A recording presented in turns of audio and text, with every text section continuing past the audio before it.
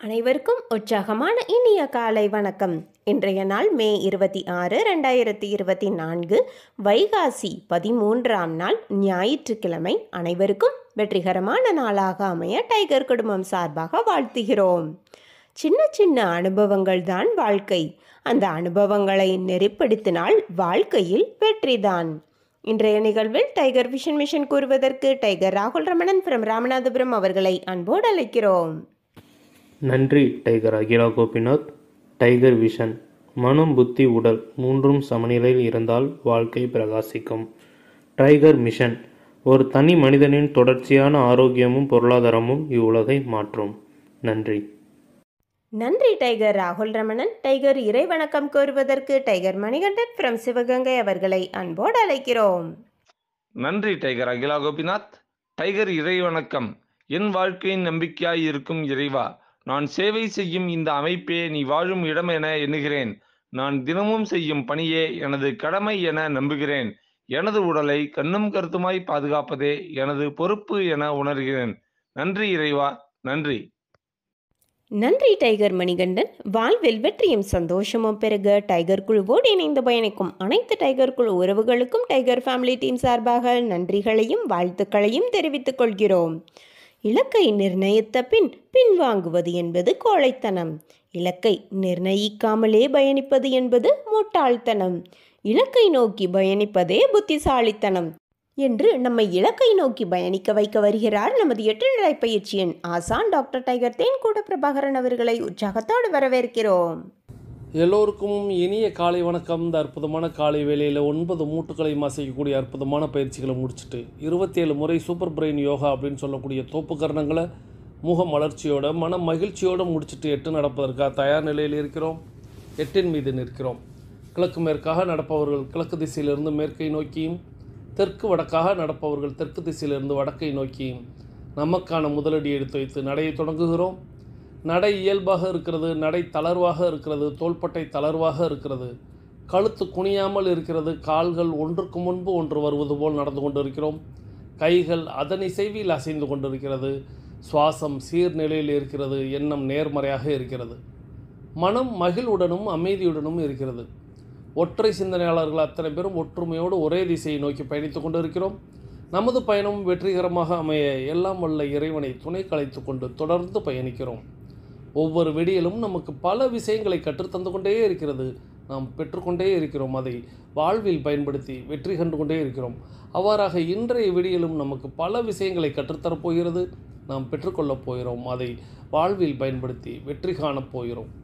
ஒவ்வொரு நாளும் நமது நடையை தொடங்கும் போது நாம் பல நினைவூட்டல்களை நினைவூட்டுவது வழக்கம். அவ்வாறாக இன்றைய நினைவூட்டல்கள் நம்மளுடைய பயிற்சிகளை, முயற்சிகளை, நிகழ்ச்சிகளை, செயல்களை எதை தொடங்கினாலும் முதலில் செய்ய வேண்டியது நமது தாயை வணங்க வேண்டும், நமது தந்தையை வணங்க வேண்டும், நமது குருமார்களை வணங்க வேண்டும், நமது மூதாதையர்களை வணங்க வேண்டும், நமது முன்னோர்களை வணங்க வேண்டும், நமது இயற்கை, இறைவன், பிரபஞ்சம், நம்மளுடைய இஷ்ட தெய்வங்களை வணங்க வேண்டும்.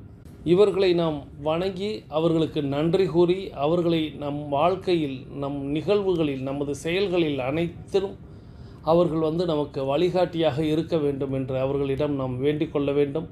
அவர்களின் அருளாசியை பெற்றுவிட்டதாக மானசீகமாக மனதில் எண்ணி நாம் நமது நிகழ்வுகளை தொடங்க வேண்டும். தொடர்ந்து நம்முடைய பயிற்சிகளுக்கு முன்பாக 2 டம்ளர் வெதுவெதுப்பான நீர் பருகி இருக்க வேண்டும். நமக்கு அருகில் எப்பொழுதுமே குடிநீர் இருக்கும்படியாக பார்த்து கொள்ள வேண்டும். நடையை தொடங்கும் பொழுது மட்டும் உள்ளங்கைகளை மடக்கி பார்த்திருக்க வேண்டும். விரலின் நகங்களின் வண்ணங்களை பார்த்திருக்க வேண்டும். சுவாசத்தை சோதித்து பார்த்திருக்க வேண்டும். இவைகளெல்லாம் ஏன், எதற்கு அப்படிங்கிறத ஒவ்வொரு நாளும் சொல்லிக்கொண்டே தான் வருவேன். அந்த வரிசையில் நினைவூட்டலில் இன்றைக்கி நாம் இதையெல்லாம் சோதித்து பார்த்திருக்க வேண்டும். அதன் பிறகு நம்மை இணைத்து வைத்தவர்களுக்கு நன்றிகளையும் வாழ்த்துக்களையும் தெரிவிக்க வேண்டும். நாம் இணைத்து வைத்தவர்களுக்கு நன்றிகளையும் வாழ்த்துக்களையும் தெரிவிக்க வேண்டும். அதாவது நம்ம இந்த டைகர் கிளப்பில் இணைத்து வைத்தார்கள் அல்லவா, அவர்களை நீங்கள் எண்ணி பார்க்க வேண்டும். அவர்களின் முகத்தை நீங்கள் அகக்கண்ணில் பார்த்து அவர்களுக்கு நீங்கள் நன்றி கூற வேண்டும். அவர்களது குடும்பம் மகிழ்ச்சியோடும் ஆரோக்கியத்தோடும் செல்வ வளங்களோடும் இருக்க வேண்டும். அவர்கள் எண்ணியதெல்லாம் நடக்க வேண்டும். அவர்கள் கேட்டதெல்லாம் கிடைக்க வேண்டும். அதற்கு எல்லாம் வல்ல இயற்கை, இறைவன், பிரபஞ்சம் துணை இருக்க வேண்டும் என்று வேண்டிக் கொள்ள வேண்டும்.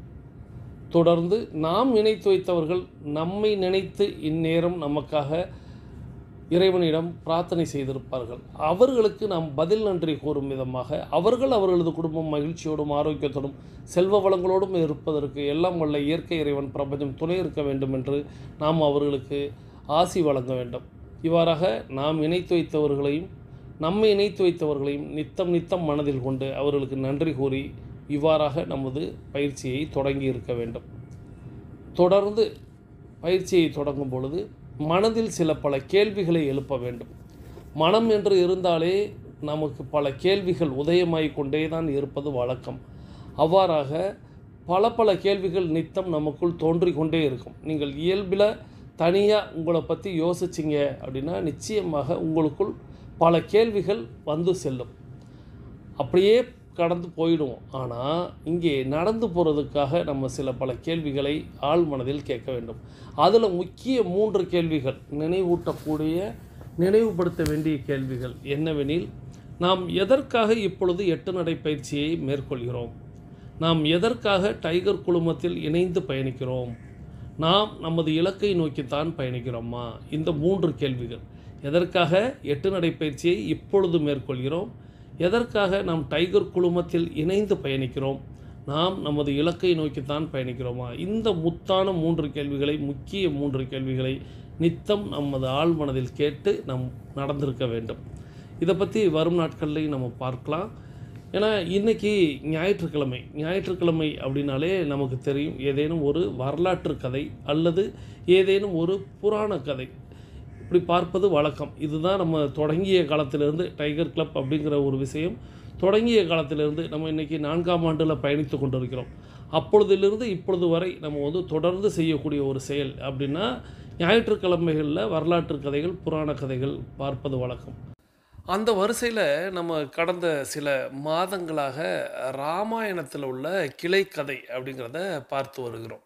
ராமாயணத்தில் யாரெல்லாம் இந்த கதாபாத்திரங்களெல்லாம் இன்னும் நம்ம புதிதாக வேறு கோணத்தில் பார்ப்பது, மற்றவர்கள் சொன்னது என்ன, புராணத்தில் உள்ளது என்ன, மரபு வழியாக செவி வழியாக வரக்கூடிய கதைகள் என்ன அப்படின்ட்டு எல்லா கதாபாத்திரங்களையும் நம்ம கதைகளில் கேட்காத வகையில் வேறு விதமாக நம்ம பார்த்து வருகிறோம். அந்த வரிசையில் கடந்த வாரத்தில், அதாவது போன வாரத்தில் நம்ம மண்டோதரி அவங்களுடைய கதையை கேட்டு வருகிறோம். அதில் ஒரு முக்கியமான ஒரு கட்டத்தில் நானே கூட இந்த மெகா சீரியலில் நிறுத்தியது போல் நிறுத்தினேன். அது உங்கள் எல்லாருக்குமே நினைவில் இருக்கும்னு நினைக்கிறேன். ஸோ இப்போது அந்த மெகா சீரியலில் நிறுத்தினா கூட கடந்த வாரம் அப்படின்னு சொல்லிட்டு கொஞ்சம் அப்படி ஒரு ஹைலைட் சொல்லுவாங்க. ஸோ ஹைலைட் அப்படிங்கிறதுக்கு நீங்கள் எப்போதுமே நம்மளுடைய ஆடியோக்களை மீண்டும் கேட்டுக்கொள்ளலாம். அது அப்படியே இருக்கும். இந்த இடத்துல அந்த பதிவையும் பண்ணலாம். நம்ம ஒவ்வொரு நாளும் இனிமேல் நம்மளுடைய ஆடியோ அப்படிங்கிறது 48 மணி நேரங்கள் அப்படிங்கிறது தான் இருக்கும். அதன் பிறகு அந்த ஆடியோ அப்படியே மறைக்கப்படும் அப்படின்னு நான் சொல்லியிருந்தேன்.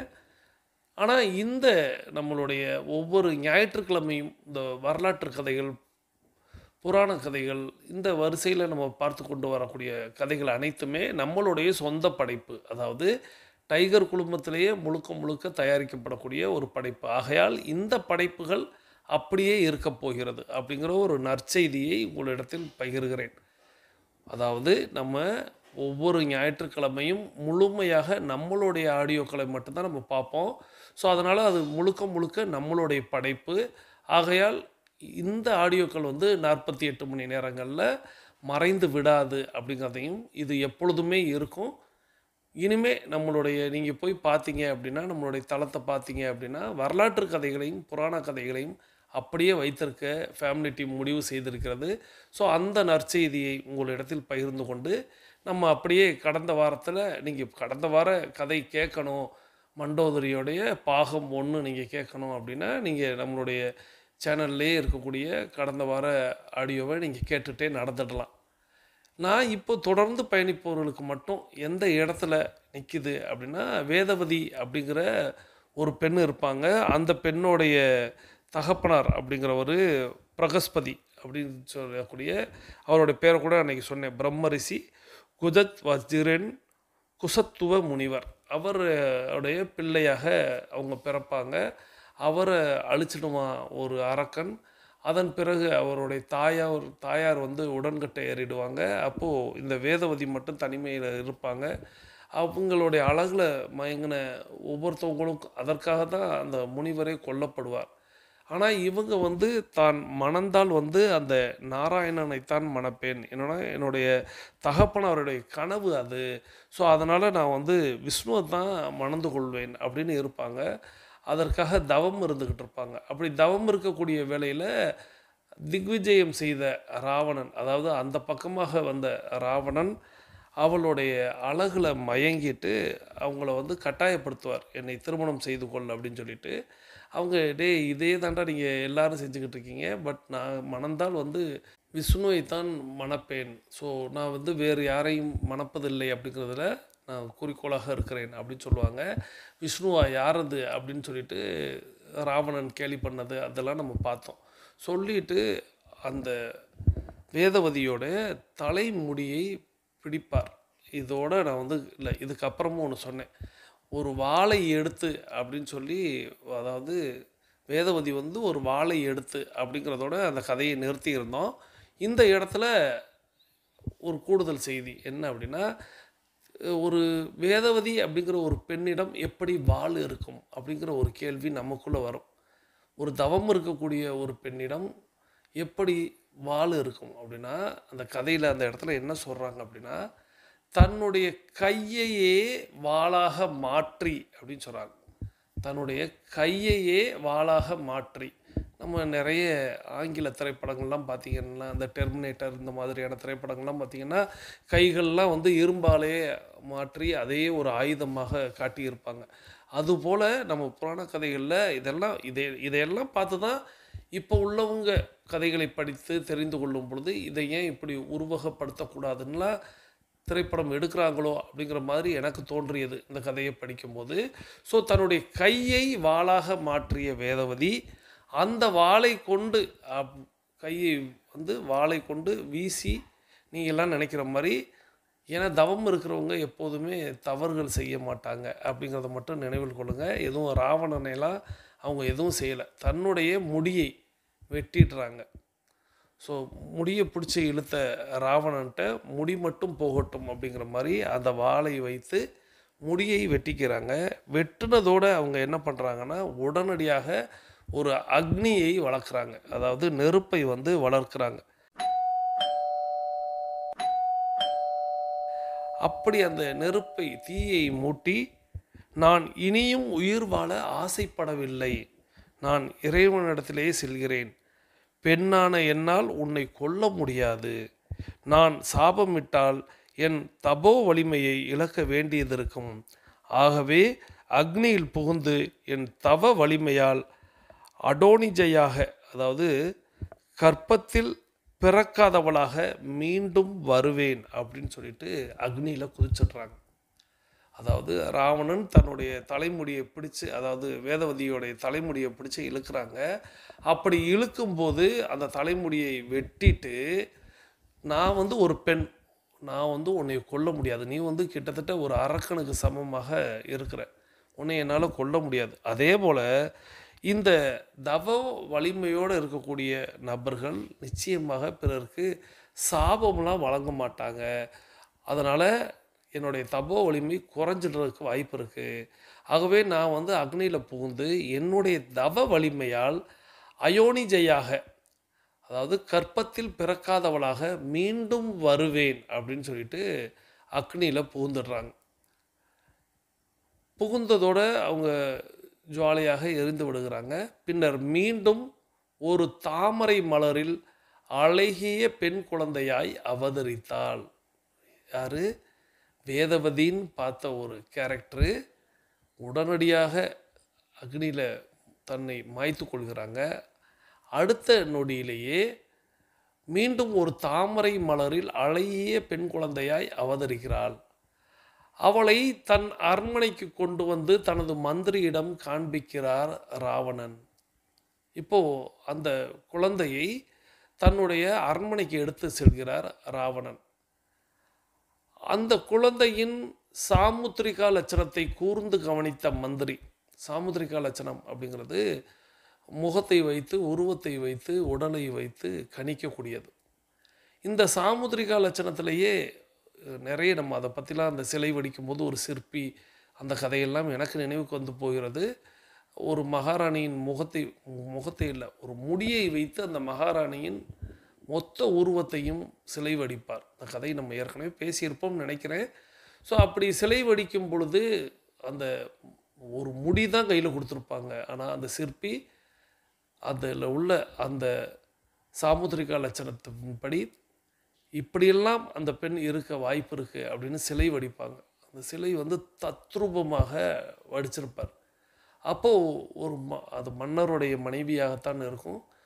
மன்னர் வந்து பார்த்துட்டு ஆச்சரியப்பட்டுருவார். என்ன ஆச்சரியப்படுவார்னா, என்னுடைய மனைவியின் முடியை தானே நான் கொடுத்தேன், எப்படி நம்ம வந்து ஒரு சினிமாவில் ஒரு சின்ன ஃபோட்டோவை கொடுத்தா அவங்க இப்போ எந்த வயசில் இருப்பாங்க அப்படின்னு சொல்லி காட்டுவாங்க.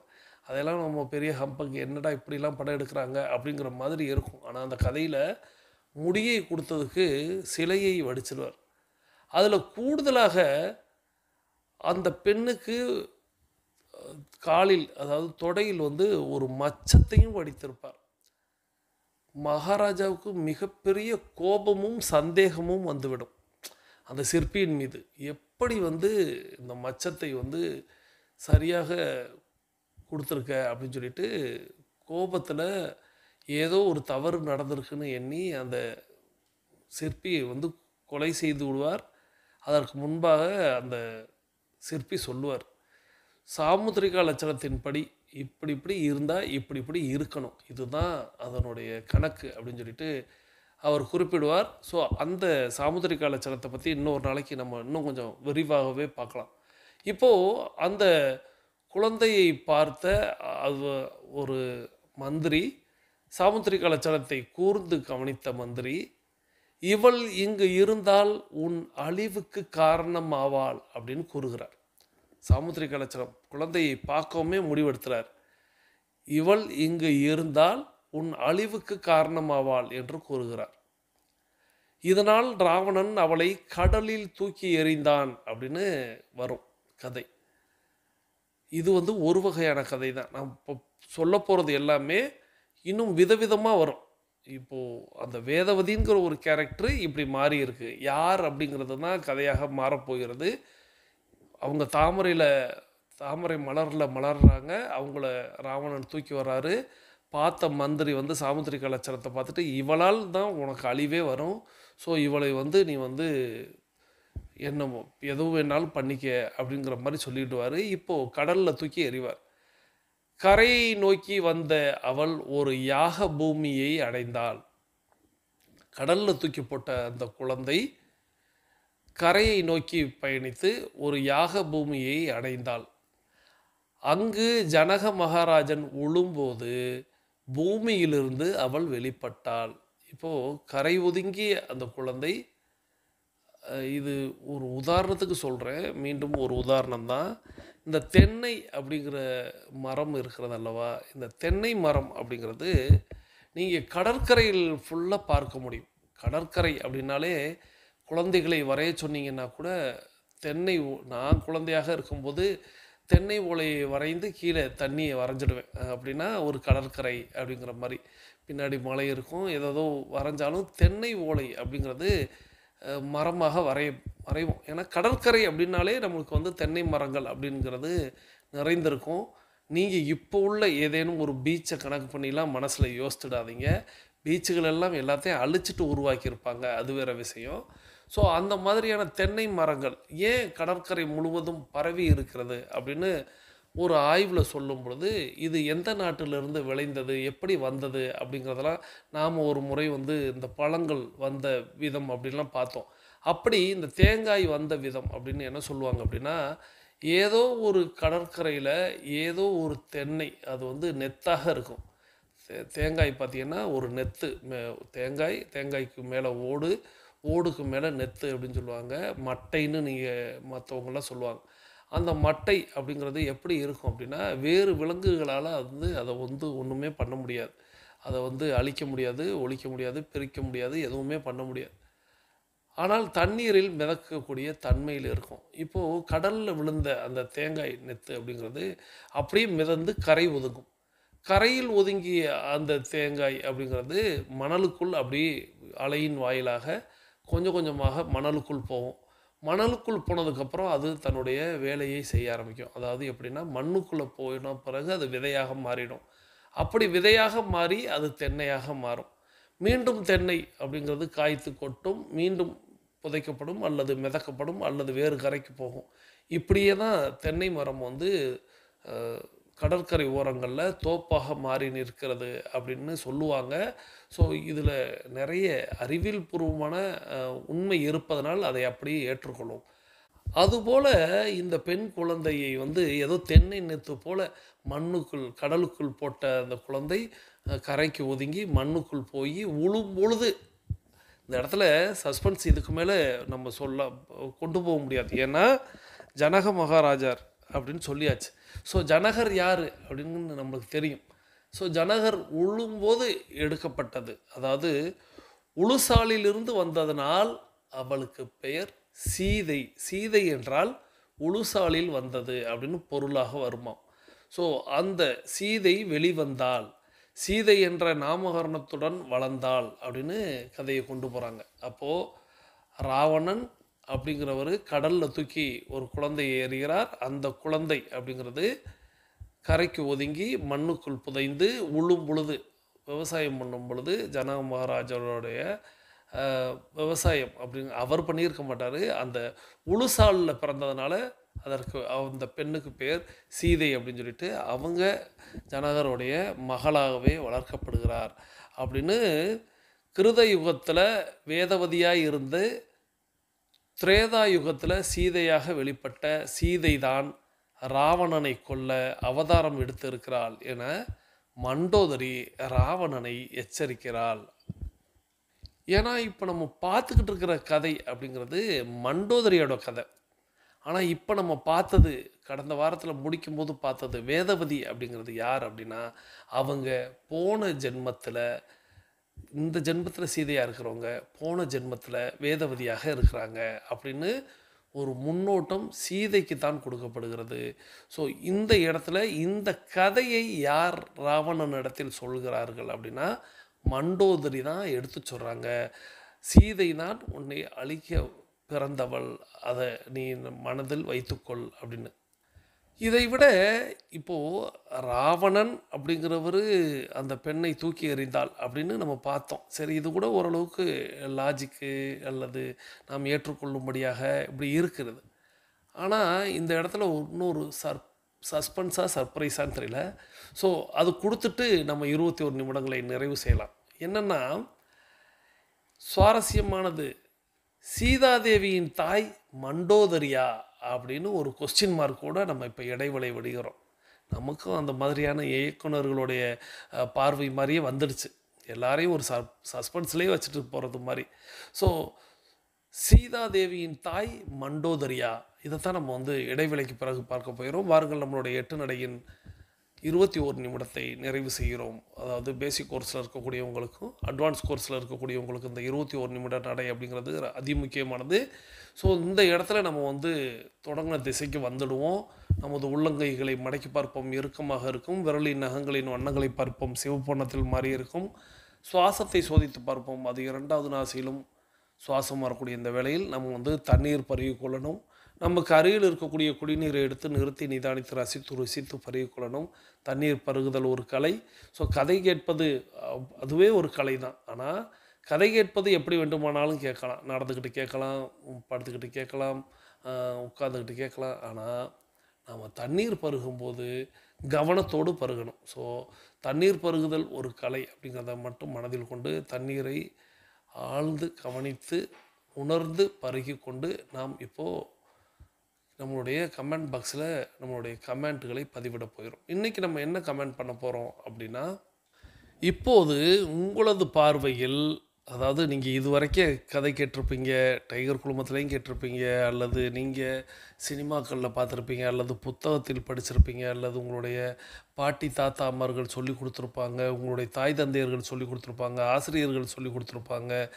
ராமாயணம் அப்படிங்கிறது ஏதேனும் ஒரு ரூபத்தில் உங்களுக்கு கதை வந்திருக்கும். இப்போது கேள்வி என்ன அப்படின்னா, சீதாதேவி யாருடைய மகள்? இதுக்கு நான் சாய்ஸ் தரேன்.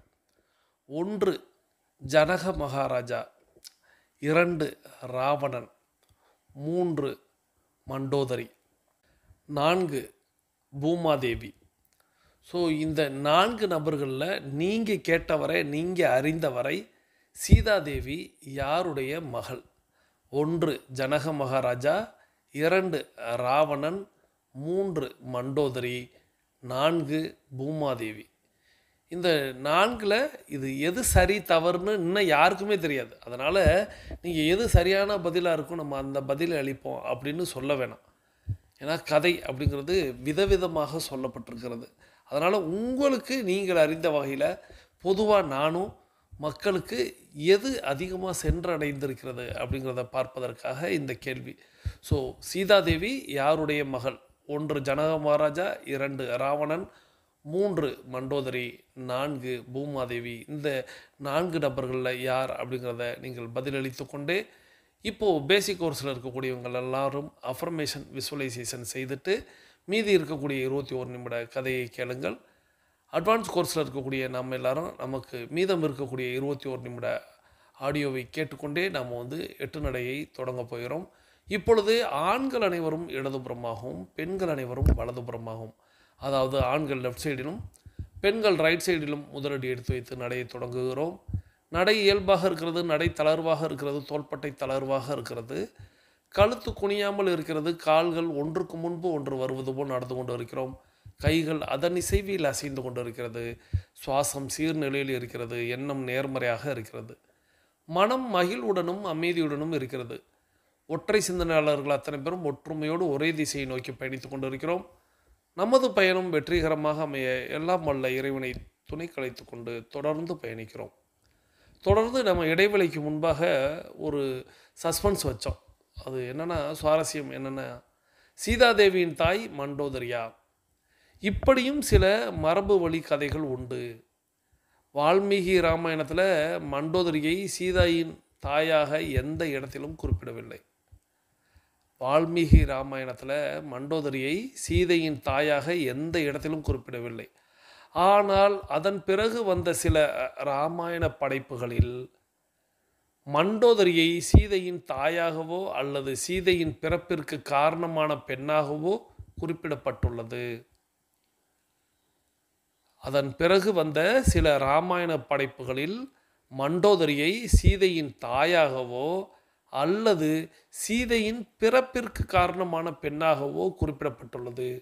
ஸோ வால்மீகி ராமாயணத்தில் எங்கேயுமே குறிப்பிடலை மண்டோதரி சீதையின் தாய் அப்படின்னு. ஆனால் அதன் பிறகு வழி வழியாக நிறைய கதைகள் அப்படிங்கிறது வருகிறது அல்லவா? அந்த கதைகளில் என்ன சொல்கிறாங்க அப்படின்னா, மண்டோதரி தான் சீதையின் தாய் அப்படின்னு குறிப்பிடுறாங்க. கூடுதலாக இல்லைன்னா சீதையின் பிறப்பிற்கு காரணமான பெண்ணாக குறிப்பிடப்பட்டுள்ளது அப்படின்னு சொல்கிறாங்க. இப்போது அதிலிருந்து சில பல விஷயங்களை நம்ம பார்க்கலாம். அதில் ராவணனின் அரண்மனையில் ராவணனால் கொல்லப்பட்ட முனிவர்களின் இரத்தத்தை ஒரு பெரிய பானையில் சேகரித்து வைத்திருந்தார்களாம். ராவணனுடைய அரண்மனையில் ராவணனால் கொல்லப்பட்ட அந்த முனிவர்களுடைய இரத்தத்தை ஒரு பெரிய பானையில் சேகரித்து வைத்திருந்தார்களாம். அதே சமயம் கிருட்சமாடா அப்படின்னு சொல்லக்கூடிய ஒரு முனிவர் லட்சுமி தேவி தன்னுடைய மகளாக பிறக்க வேண்டும் என்று தவம் செய்து கொண்டிருக்கிறார். ஸோ அரண்மனையில் முனிவர்களுடைய இரத்தத்தை சேகரித்து ஒரு பானைன்னு எழுதியிருக்காங்க. கதைகளில் அப்படி தான் வரும்.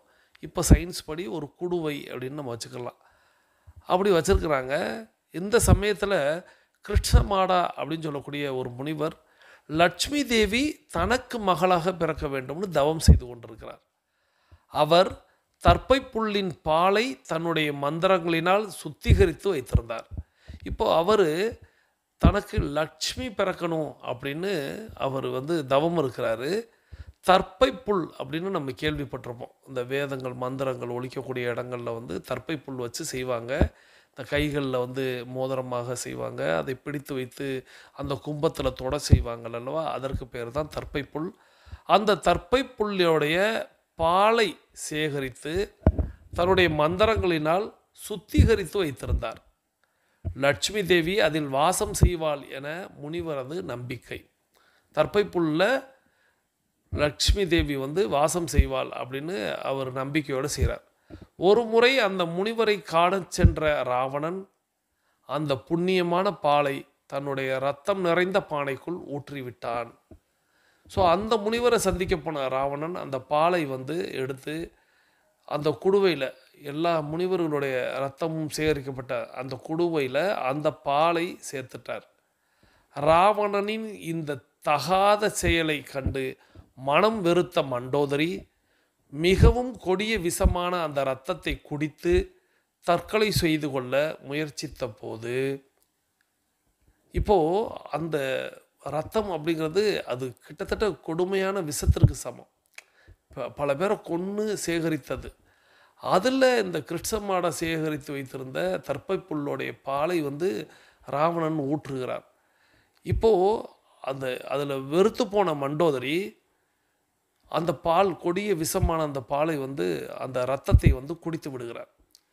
எப்படி? தற்கொலை செய்து கொள்ள முயற்சித்த போது கிருஷ்ணமாடா முனிவரின் தவ வலிமையால் காப்பாற்றப்பட்டு லக்ஷ்மி தேவியின் அவதாரத்தை குழந்தையாக பெற்றெடுத்தாள் என சொல்லப்படுகிறது. ஸோ இப்போது மண்டோதரி தான் லக்ஷ்மி தேவியோடைய அந்த அவதாரத்தை குழந்தையாக பெற்றார். அப்படின்னா சீதையை வந்து குழந்தையாக பெற்றார்னு ஒரு கதை சொல்கிறாங்க. ராவணனிடம் இருந்து அந்த குழந்தையை காப்பாற்ற அந்த குழந்தையை குருசேத்திரத்திற்கு அருகில் அவர் புதைத்து வைத்தார். அந்த பெண் குழந்தையை கண்டெடுத்த ஜனகர் அவளுக்கு சீதை என்று பெயரிட்டு வளர்த்து வந்தார் எனவும் மரபு வழி கதைகளில் சொல்லப்படுவது உண்டு. ஸோ இப்போ இந்த கிருஷ்ணமாடா வந்து மண்டோதரியை காப்பாற்றி அந்த லக்ஷ்மி தேவி அவங்க மூலமாக வருவதாக குழந்தை பெற்றாங்க அப்படின்னு சொல்லி, இது தெரிந்தால் ராவணன் அழித்து விடுவார் குழந்தையை அப்படின்னு தெரிந்து அந்த குழந்தையை மண்ணுக்குள் புதைத்து விட்டார்களாம். அந்த புதையலை ஜனகர் கண்டெடுக்கிறார், வளர்க்கிறார், சீதை என்று பெயரிடுகிறார் அப்படின்னு ஒரு மரபு வழி கதை. ஆனால் வாசுதேவ ஹிந்தி, உத்தர புராணம் மற்றும் பிற சமண வகை இராமாயணங்களில் சீதையானவள் ராவணனுக்கும் மண்டோதரிக்கும் பிறந்த குழந்தையாகவே குறிப்பிடப்பட்டுள்ளது. வாசுதேவ ஹிந்தி அப்படிங்கிற ஒரு புத்தகத்திலும் உத்தர புராணத்திலும் சமண வகையில் நிறைய சமண வகை இராமாயணம்னே உண்டு. அவைகளிலும் சீதை அவங்க வந்து ராவணனுக்கும் மண்டோதரிக்கும் பிறந்த குழந்தையாகவே குறிப்பிடப்பட்டுள்ளது. அதில் மண்டோதரியை மணந்து கொள்ளும் விருப்பத்தை மயனிடம் ராவணன் கேட்டுக்கொண்ட போது, நம்ம ஏற்கனவே மயன் பற்றி பார்த்துருந்தோம், அவர் தான் மண்டோதரியோடைய தகப்பனார். அவரிடத்தில் ராவணன் போய் பெண் கேட்பார். அந்த கதையெல்லாம் நம்ம ஃபஸ்ட்டு பார்ட்டில் பார்த்தோம். அப்படி அந்த மண்டோதரியை மணப்பதற்காக ராவணன் மயனிடம் கேட்டபோது ராவணனுடைய ஜாதகத்தை கணித்த மயன் இந்த தம்பதியருக்கு பிறக்கும் முதல் குழந்தை ராவணனின் வம்சத்தை அழித்துவிடும், ஆகவே அந்த குழந்தையை கொன்றுவிட வேண்டும் எச்சரிக்கை விடுத்தார் மயன். இப்போது மயன் அப்படிங்கிறவர் மண்டோதரியோட தகப்பனார். இவர்கிட்ட போய் மண்டோதரியை பெண் கேட்கும்போது, சரி திருமணம் செய்து வைக்கலாம், ஆனால் ஜாதகம் பார்க்கலாம் அப்படின்னு மயன் பார்க்குறாரு. அப்படி ஜாதகம் பார்க்கும்பொழுது ராவணனுக்கும் மண்டோதரிக்கும் பிறக்கக்கூடிய முதல் குழந்தையானது ராவணனின் வம்சத்தையே அழித்து விடும்னு அன்னைக்கே கணிச்சிட்டார். கணிச்சதோடு அவர் சொல்கிறாரு, இந்த மாதிரி உனக்கு முதல் குழந்தை பிறக்கும், அந்த முதல் குழந்தை உன்னை அழித்து விடும், அதுக்கு நீ தயாராக இருக்கணும் அப்படின்னு எச்சரிக்கை விடுக்கிறார். அவர் அறிவுரையை காதில் கேட்காத ராவணன் திருமணத்திற்கு பிறகு மண்டோதரிக்கு பிறந்த முதல் குழந்தையான சீதையை ஜனகரின் நகருக்கு அருகில் ஒரு கூடையில் வைத்து புதைத்து விட்டான் என்றும் சொல்லப்படுகிறது. ஸோ இதுவும் ஒரு சொல்லப்படுகிற கதை தான். மயன் சொல்கிறாரு, சொன்னதை காதில் வாங்காத ராவணன் தனக்கும் மண்டோதரிக்கும் திருமணம் நடத்தி அதன் மூலமாக பெற்ற முதல் குழந்தையை, சரி அவர் சொல்கிறார்ல அழிக்கலாம் வேணாம் குழந்தையை அப்படின்னு சொல்லிட்டு ஒரு கூடையில் வச்சு ஜனகருடைய நகருக்கு அருகில் வச்சு புதைத்து விடுகிறார். இந்த இதிகாசத்தின் ஆதாரபூர்வமான எழுத்து வடிவங்கள் மட்டுமின்றி செவிவழி கதைகள் மற்றும் நாட்டுப்புற கதைகள் கூட தங்களுக்கு உரிய பாணியில் மிகவும் சுவாரஸ்யமாக கூறப்பட்டுள்ளது. இப்போ இதிகாசத்தில் புராணத்தில் வால்மீகி சொன்னதில் ஒரு வகையில் இருக்குது, கதை இருக்குது, எழுத்து வடிவங்களில் இருக்குது அப்படின்னாலும் செவிவழி கதைகளாகவும் நாட்டுப்புற கதைகளாகவும் பாடல்களாகவும் கூட தங்களுக்கு உரிய பாணியில் மிகவும் சுவாரஸ்யமாக கூறப்பட்டுள்ளது. உத்தர புராணத்தில் அகஹாபுரியின் இளவரசியான மணிவதியின் மீது ராவணன் தவறாக ஆசை கொண்டு இருந்தான். ஆகவே அவனை பழிவாங்கவே ராவணன் மற்றும் மண்டோதரிக்கு மகளாக பிறந்தாள் மணிவதி எனவும், அந்த குழந்தையால் ராவணன் சாம்ராஜ்யம் பேரழிவை சந்திக்கும் என அரசவை ஜோதிடர்கள் குறிப்பிட்டதால் ராவணன் அந்த குழந்தையை கொன்றுவிடுமாறு தன்னுடைய மெய்க்காவலனுக்கு உத்தரவிட்டதாகவும், ஆனால் அந்த காவலன் குழந்தையை கொல்லாமல் மிதிலாவில் பெட்டியில் வைத்து மண்ணில் புதைத்து விட்டதாகவும் அங்கே ஜனக மகாராஜா சீதையை கண்டெடுத்ததாகவும் சொல்லப்படுகிறது. ஸோ இதில் உத்தர புராணத்தில் ஒரு கதையை கொண்டு வர்றாங்க. அகஹாபுரி அப்படிங்கிறதுல இளவரசியாக இருக்கக்கூடிய மணிவதையை ராவணன் தவறாக ஆசை கொண்டிருந்தான். ஸோ அதற்கு பழிவாங்கவே ராவணனுக்கும் மண்டோதரிக்கும் மகளாக மணிவதி பிறக்கிறாங்க. ஸோ வேதவதி அப்படிங்கிறது வேறு கதையில் பார்த்தோம். இப்போ மணிவதி அப்படிங்கிறது இன்னொரு கதையில் பார்க்குறோம். இப்போது இந்த குழந்தையால் ராவணனுடைய சாம்ராஜ்யமே அழியும், பேரழிவை சந்திக்கும் அப்படின்னு அரசவை ஜோதிடர்கள் குறிப்பிடுறாங்க. உடனே ராவணன் அந்த குழந்தையை கொன்று விடுமாறு தன்னுடைய மெய்க்காவலனுக்கு உத்தரவிட்டதாகவும், இது வந்து நம்ம ஒரு 85, 90 அந்த ரேஞ்சில் வந்த திரைப்படங்களில் இந்த மாதிரியான கதைகள் எல்லாம் வரும். நீங்கள் பார்த்துருப்பீங்க. இந்த வில்லன் வந்து இந்த குழந்தையை கொன்று விடு அப்படின்னு சொல்லுவாங்க.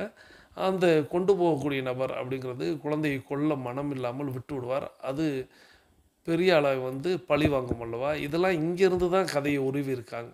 ஸோ இது போல் ராவணனுடைய மெய்க்காவலன் அப்படிங்கிறவர் கொண்டு போய் மிதிலால் பெட்டியில் வைத்து மண்ணில் புதைச்சி விடுறாரு. அங்கே ஜனக மகாராஜா சீதையை கண்டெடுத்ததாக சொல்லப்படுகிறது. சமணர்களுடைய ராமாயணம் நான் ஏற்கனவே சொன்னேன் அல்லவா, அந்த கதைப்படி சீதை ராவணனின் மகளாக பிறந்தார்.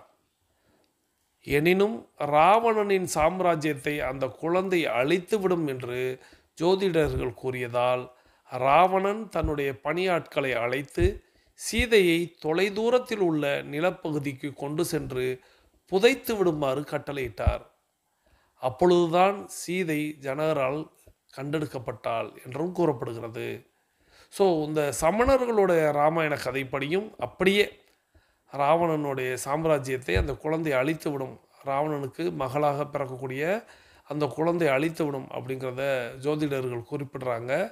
ராவணன் வந்து தன்னுடைய பணியாட்களை அழைத்து வெகு தொலைதூரத்தில் உள்ள ஒரு நிலப்பகுதிக்கு கொண்டு போய் இந்த குழந்தையை புதைத்திடுங்க அப்படின்னு கட்டளையிடுறாரு. அந்த குழந்தையை தான் ஜனகர் கண்டெடுக்கிறார் அப்படின்ட்டும், மேலும் சமணர்களின் இராமாயணத்தில் ராவணன் ஒரு தந்தையாக மட்டுமே சீதையின் மேல் அன்பு வைத்திருந்தார் என்றும் கூறப்படுகிறது. ஸோ இந்த கதையில் இந்த பாயிண்ட் அப்படிங்கிறது ரொம்ப ரொம்ப முக்கியமானது. சமணர்கள் இராமாயணத்தில் ராவணன் வந்து ஒரு தந்தையாக மட்டுமே சீதையின் மேல் அன்பு வைத்திருந்தார் அப்படின்னு கூறப்படுகிறது. எப்படி அப்படின்னா, மண்டோதரியின் வயிற்றில் சீதை பிறந்தபோது ராவணன் அளவில்லா சந்தோஷத்தை கொண்டிருந்தார் எனவும், இந்த குழந்தை சாம்ராஜ்யத்தை அழித்துவிடும் என்று ஜோதிடர்கள் அறிவுறுத்தியதால் தன்னுடைய பணியாட்களிடம் சீதையை கொண்டு போய் தொலைதூரத்தில் விட்டுவிடச் சொல்லியிருக்கிறார். ஆனால் விட்டுவிட்டு வந்த குழந்தை எங்கிருக்கிறாள் என்பதை அவ்வப்போது ராவணன் தன் ஒற்றர்கள் மூலம் தெரிந்து கொண்டு வந்துள்ளார். ஸோ கொல்ல சொல்லலை, தனக்கு பிறந்த குழந்தை அப்படிங்க எப்போ மண்டோதரியோட வயிற்றில் குழந்தை ஜனித்ததோ அப்பிலிருந்தே அளவில்லா சந்தோஷத்தில் ராவணன் இருக்கார். குழந்தை பிறந்த பிறகு குறிப்பிடுறாங்க, இந்த குழந்தையால் உன்னுடைய வம்சம் அழியும் அப்படின்னு சொல்கிறாங்க. ஸோ ஜோதிடத்தை நம்பி குழந்தையை வெகு தொலைவில் கொண்டு போய் விட்டுடுங்க, கொல்லலாம் செய்ய வேணாம் அப்படின்னு விட்டுவிட சொல்கிறார். அப்படி அந்த குழந்தை எப்படி இருக்கிறது என்பதையும் தன்னுடைய ஒற்றர்கள் மூலமாகவும் தெரிந்து கொள்கிறார். சீதையை ஜனக மகாராஜா இளவரசியாக தத்தெடுத்து கொண்டதை அறிந்தவுடன் ராவணன் எல்லையில்லா மகிழ்ச்சி அடைந்தான் எனவும், சீதையை வந்து ஜனக மகாராஜா தன்னுடைய இளவரசியாக தத்தெடுத்து கொண்டார் அப்படிங்கிற செய்தி கேட்கவும் தகப்பனான ராவணனுக்கு எல்லையில்லா மகிழ்ச்சி அப்படிங்கிறத அடைகிறார். ஏன்னா அவள் வந்து ஒரு மகாராணியாகவே வளர்க்கப்படுகிறாள், இளவரசியாகவே பார்க்கப்படுகிறாள் அப்படின்னு சொல்லும்போது தன்னுடைய குழந்தை எங்கிருந்தாலும் சிறப்பாக இருக்கட்டும் அப்படின்னு அவர் நினைக்கிறார். சீதைக்கு திருமணம் நடந்த சமயத்தில் கூட அந்த சுயம்வரத்தில் ராவணனும் கலந்து கொண்டார் எனவும், ஸோ சீதைக்கு திருமணம் நடக்கும், அங்கே வந்து சுயம்வரத்தில் ராவணன் கலந்து கொள்வார் அப்படிங்கிற கதையெல்லாம் நம்ம கேட்டிருப்போம். அப்போது சீதையின் மேல் அப்பயே அவர் வந்து ஆசைப்பட்டார் அப்படின்னு கதையை கொண்டு போயிருப்பாங்க. ஆனால் இங்கே சமண ராமாயணத்தில் குறிப்பிடுவது சீதை ராவணனுடைய மகள். அவள் ஜனக மகாராஜாவின் மகளாக வளர்க்கப்பட்டு அங்கே திருமணம் அப்படிங்கிறது ராமனால் செய்யப்படும் பொழுது அந்த சமயத்திலேயும் தன்னுடைய மகளின் திருமணத்தை காண்பதற்காக ராவணன் அங்கே சென்றார் அப்படின்னும், அங்கே அயோத்தி நகரத்தை சேர்ந்த ஆரிய இளவரசர் ராமர் சீதையை மணம் முடித்ததை கண்டு ராவணன் மகிழ்ச்சி அடைந்தார். ஸோ அங்கே அந்த அயோத்தி நகரத்தை சேர்ந்த ஆரிய இளவரசர் ராமர் வந்து தன்னுடைய மகளை திருமணம் செய்து கொண்டதை கண்டு மகிழ்ச்சி அடைகிறார் ராவணன். ராமரை 14 ஆண்டுகள் காட்டுக்குள் வனவாசம் அனுப்பும் வரை, ராமரை 14 ஆண்டுகள் காட்டுக்குள் வனவாசம் அனுப்பும் வரை அனைத்தும் நல்லபடியாகவே இருந்தது என சமணர்களின் இராமாயண குறிப்புகளில் சொல்லப்படுகின்றன. ஸோ சீதை அப்படிங்கிறவங்க பிறக்கிறாங்க. பிறக்கும்போது தனக்கும் சீதைக்கும் ஆகாது அப்படின்னு ஜோதிடர்கள் சொல்கிறாங்க. சீதை தொலைதூரத்தில் கொண்டு போய் விட்டுறாங்க. ஜனக மகாராஜா கண்டெடுக்கிறாரு, தன்னுடைய இளவரசியாகவே தத்தெடுக்கிறாரு. அந்த இளவரசியான சீதைக்கு அவர் வந்து சுயம்வரம் அப்படிங்கிறது நடத்துகிறாரு. அந்த திருமண நிகழ்வுக்கு ராவணன் போகிறாரு. அங்கே போனால் ராமன் அப்படிங்கிறவர், அயோத்தி இளவரசர் அப்படிங்கிறவர் சீதையை திருமணம் செய்து கொள்ளக்கூடிய செய்தியை கேட்டு சந்தோஷம் அடைகிறார். இதுவரைய கதை ஸ்மூத்தாக போகுது, நல்லதாகவே போகுது. தன்னுடைய மகளையும் ஒற்றர்களின் வாயிலாக அவளுடைய சந்தோஷத்தை மகிழ்வையும் தெரிந்து வைத்து கொண்டே வருகிறார் ராவணன். ஆனால் எப்பொழுது 14 ஆண்டுகள் வனவாசம் அப்படின்னு காட்டுக்கு போகணும் அப்படின்னு சொன்னாங்களோ அதுக்கப்புறம் தான் கதையில் பெரிய ட்விஸ்ட்டு ஏற்பட்டுச்சு அப்படிங்கிற மாதிரி சமண ராமாயணத்தில் சொல்கிறாங்க. தொடர்ந்து என்ன சொல்கிறாங்க அப்படின்னா, சீதையை கண்காணித்து வந்த ராவணன் ராமர் வனவாசம் சென்று வனாந்தரங்களில் துன்பப்பட்டு வந்தபோது சீதாதேவியும் ராமருடன் சேர்ந்து துன்பத்தை அனுபவிக்கிறார் என்பதை ராவணன் அறிந்து கொண்டார். ஸோ சீதையை கண்காணிக்கிறதுக்கு ஒற்றர்களை அனுப்பியிருக்கிறாரு அப்படிங்கிற செய்தியெல்லாம் நம்ம பார்த்தோம். அப்படி அந்த வனவாசத்தில், அதாவது வனாந்தரங்களில் காட்டில் துன்பப்பட்டு ராமருடன் சேர்ந்து சீதையும் துன்பப்படுகிறார் அப்படிங்கிறத ஒரு தந்தையாகிய ராவணனால் ஏற்றுக்கொள்ள முடியவில்லை. ராவணன் இவ்வளவு நாள் சீதை மகிழ்வோடு இருந்தால்ண்டு அவரும் மகிழ்வோடு இருக்கிறார். சீதைக்கும் 14 ஆண்டுகள் வனவாசம் அப்படிங்கிறது தெரிய வரும் பொழுது அவருக்கு வந்து பொங்கி வருகிறது கோபம். இப்போது ஒற்றர்களின் வாயிலாக சீதாதேவி எப்படி இருக்கிறார் அப்படின்னு கேட்டால், ராமரோடு சேர்ந்து அவர்களும் இந்த வனாந்தரங்களில் ரொம்ப துன்பப்பட்டுக்கிட்டு இருக்கிறாங்க அப்படிங்கிறத அறிந்து கொண்ட ராவணன் தன்னுடைய மகளை கடத்தி கொண்டு வருவதன் மூலமாக அவளுடைய துன்பத்தை முடிவுக்கு கொண்டு வரலாம் அப்படின்னு ராவணன் நினைக்கிறார். ஸோ தன்னுடைய மகளை 14 ஆண்டுகள் வனவாசம் சொல்லிட்டாங்க, இனி கூட்டிகிட்டு போக மாட்டாங்க, அப்போ காட்டிலேயே வாழ முடியாது. தன்னுடைய மகள் ஒரு மகாராணி, என்னுடைய மகள், அவளை நான் வந்து துன்பப்பட விட மாட்டேன், அவளை நான் வந்து இன்னும் பொக்கிஷமாக பாதுகாப்பேன். ஸோ 14 ஆண்டுகள் ஏன் சீதாதேவி இங்கே இருக்கக்கூடாது அப்படிங்கிற மாதிரி எண்ணி சீதாதேவியை தூக்க புறப்படுகிறார் ராவணன். ஆகையால் தான் ராவணன் சீதாதேவியை கடத்தி கொண்டு வந்து இலங்கையில் வைத்தார் அப்படின்னு சமண ராமாயணங்களில் குறிப்பிடுறாங்க. ஸோ சீதாதேவியை கடத்தி கொண்டு வருவதன் மூலமாக அவளுடைய துன்பத்தை முடிவுக்கு கொண்டு வரலாம் அப்படின்னு நினச்ச ராவணன் சீதாதேவியை கடத்தி கொண்டு வந்து இலங்கையில் வைத்தார் அப்படிங்கிறதோட நம்மளுடைய இன்றைய மண்டோதரி பாகம் 2 கதை நிறைவுக்கு வருகிறது. நாம் அடுத்த வாரம் முழுமையாக இன்னும் கதையை கேட்கலாம். இப்போது நம்மளுடைய 42 நிமிடங்கள் அப்படிங்கிறது நிறைவுக்கு வருகிறது.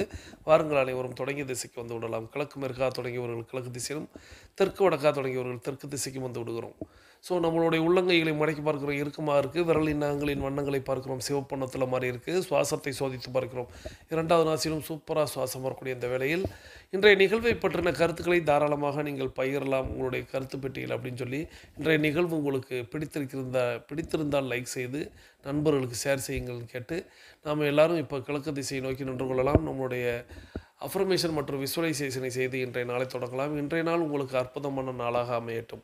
இன்று என்னோடு இணைந்து பயணித்த அத்தனை அன்பு சகோதர சகோதரிகளுக்கும் அவர்களது குடும்பம் மகிழ்ச்சியோடும் ஆரோக்கியத்தோடும் செல்வ வளங்களோடும் இருப்பதற்கு எல்லாம் வல்ல இயற்கை இறைவன் பிரபஞ்சம் துணை நிற்கட்டும் என்று வேண்டி வணங்கி வாழ்த்தி மீண்டும் சந்திப்போம், கலந்து சிந்திப்போம்.